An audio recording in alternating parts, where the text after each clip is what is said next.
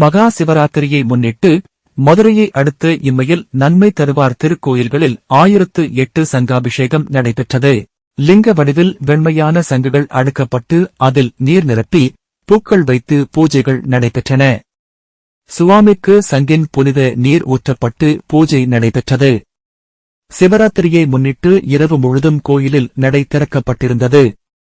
சிவபக்தர்கள் விடிய விடிய பக்தி பாடல்களை பாடியபடி வழிபாடு நடத்தினர். மதுரை ஊரகப் பகுதிகளிலும் சிவராமன் வழிபாட்டு நிகழ்வுகள் நடைபெற்றன. கிராமங்களில் மேள தாளம் முழங்க திருவிழாக்கள், சிறப்பு நிகழ்ச்சிகளும் நடைபெற்றன.